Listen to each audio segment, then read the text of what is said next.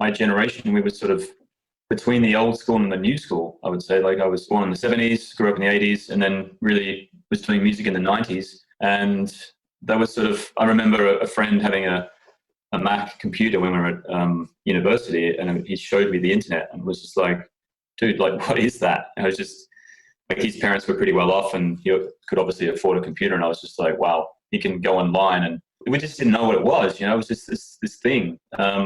So the kind of what they call the gatekeepers of the industry, like the record companies, et cetera, there was a filter system, you know, and it was always like a bit of a lottery. And the old school way of doing it was, you know, you get a band and you tour and you get in front of people, really.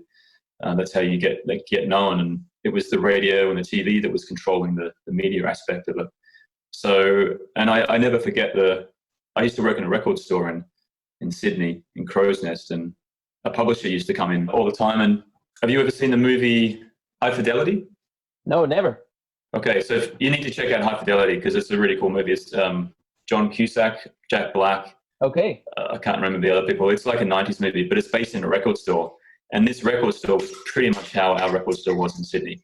So it was a bunch of musicians and we'd just hang out, drink coffee, listen to music, and like not abuse customers, but say, why are you buying this? This is crap. Like seriously, like put that away. And we would go and select like, you know, great music for them. And they kept on coming back because they were really appreciative of having someone tell them, discipline them about music. Anyway, so there was a publisher there, music publisher, and we got to know him, and I said, I guess it kept on saying, you know, I'd write some songs, and you know, can I give you a demo or something? And every time I saw him, I'd say this, and he was like, well, okay, come on, give me a demo. I was like, oh shit, okay. So I had to, you know, went home, and in those days, I managed to get, this was like 99, I think, 98, 90, I had a laptop. I made some demos on a mini disc and this little studio setup I had, and I put it on a cassette tape and I gave it to this guy. And then we made an appointment, and he didn't like the songs I you know, sort of wrote and sung. But there was an instrumental song called Nova Days, which is on the SoundCloud link there. And he said, I know someone who's looking for this sort of chill out trip hop stuff.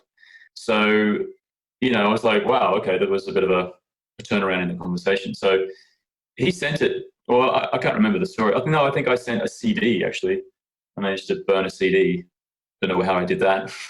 And I sent it to this guy, Philip Mortlock, at Origin Music, who'd signed like In Excess and some, you know, big Australian bands. And I called him up one day and said, you know, hi, Simon Horn, I sent you a CD. And I never forget the words, I get a lot of CDs, you know. Yeah. And then I explained it was this chill out track called Nova Days. And his tone of voice really changed. It was like, oh, wow, yeah, I got that. I really like that. Do you want to come in for a meeting? And I was just like, I just couldn't believe what I was hearing, you know. So anyway, the rest is kind of, I got a publishing deal. I'm still in contact with him. I could have done a lot more music.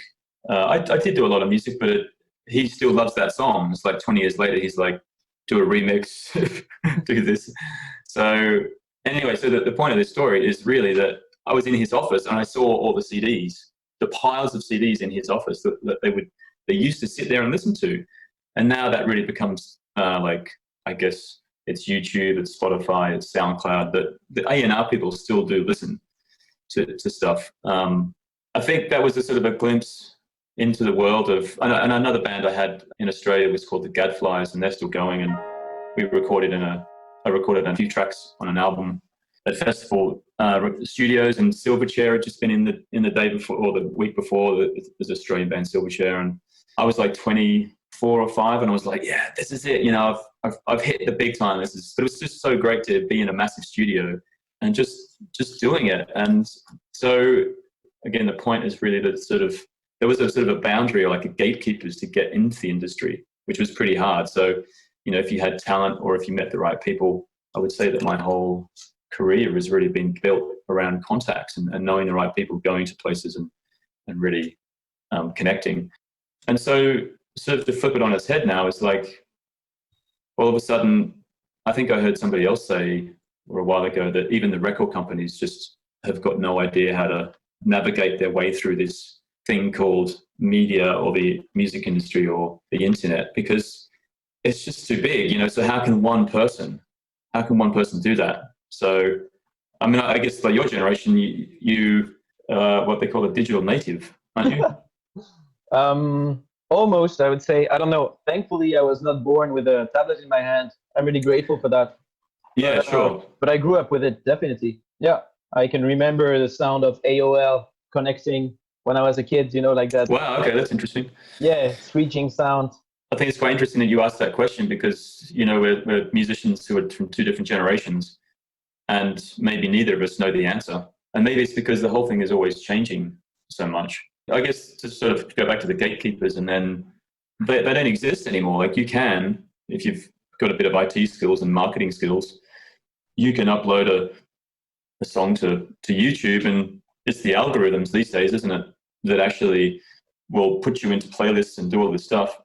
So, you know, if you've got talent and you can, or you've got a song that people are looking for, and this is going to go into a different tangent, maybe something else you want to talk about, but people aren't really looking for music. They're looking for a mood, or they're looking for something to, when they're, you know, going for a run or being romantic, or et cetera, et cetera. So it's kind of like, it's not really about the artist anymore. It's like, I think people find the artist afterwards and maybe become a fan or a fanboy, fangirl. But I think initially it's people are flicking through files and listening for sounds and saying, yeah, I like that.